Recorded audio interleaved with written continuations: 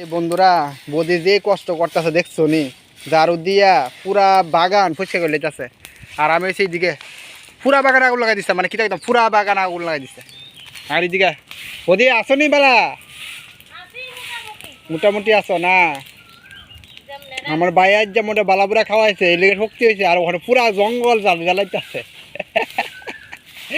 দেখছো নি আমার বাইয়ের। হ্যাঁ আমার ভাইয়ের দেখছো রে, আমার ভাইয়ের জন্য খেত করে চাল করে, চালের গুণ আছে ছিল না, তোমরা রান্না লাভ হয়েছে ওই ধর। আবার আরেকটা আগুন লাগাই দিতেছে, মানে পুরা বাগান দূরে যে দেখলে গেলে আগুন নয় আগুন, সব আগুন লাগাই দিচ্ছে। ঠিক আছে তো আমি দেখা লই অনেক গুইটা টেটা জায়গা। হ্যাঁ বদি জায়গা টাটা, আবার পরে আমো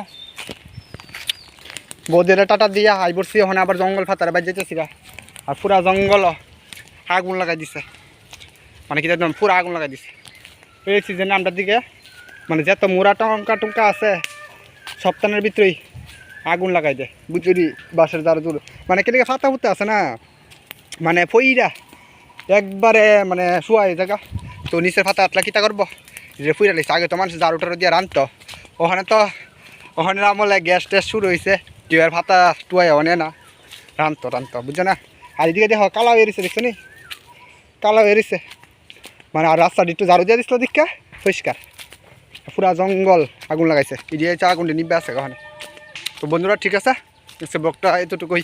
আর বড়ি খেতেছি, বদির বাদ গিয়ে বড়ি নিচ্ছি। আজকে ব্লগটা এতটুকুই, দেখা হচ্ছে নেক্সট ব্লগে, টাটা।